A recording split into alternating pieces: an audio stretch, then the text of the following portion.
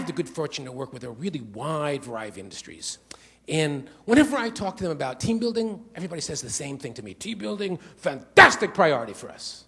Well, what they really mean is we're trying to build a sleekly muscled organization that goes out in the marketplace and kicks butt. Well, muscle is really important. But if that's all you concentrate on, you're going to burn out your best people. Just as important a priority as muscle is heart and soul. And that's exactly what this whole approach is about. Laughter, fun, play, aliveness, they're not an end in themselves, they're a way in to start making the workplace more nourishing, more supportive, so the people who you work with can really stay with you for the long run. Because what does everybody in this room already know? It costs a lot more money to recruit and train new people than it does to keep the people you already have on board happy and wanting to stay with you. So how do you do it? 4 simple words. Work like your dog. You know, how many times have you heard somebody say, oh man, I've been working like a dog and my boss is working me like a dog? But the question is, you ever take a moment to notice how your dog does spend his day?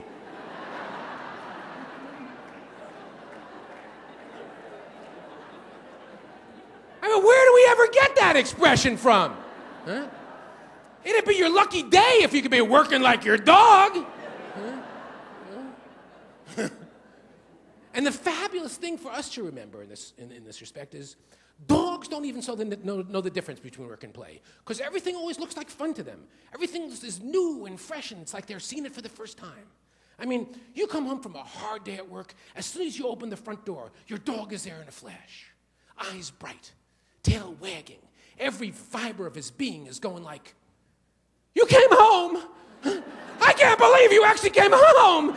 This is the most fantastic thing that ever happened to me!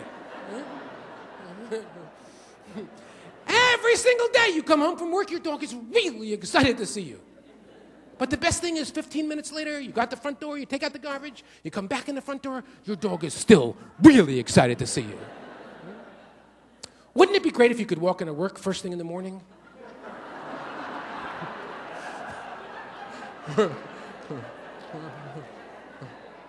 And the people on your staff would be that excited to see you.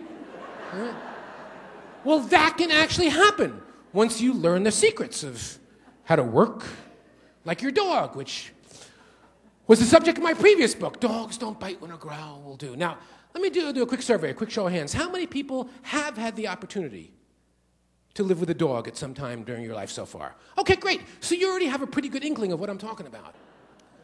Now, dogs are the greatest salespeople of all. The greatest salespeople in history. How do we know that? Look at the deal they've cut for themselves.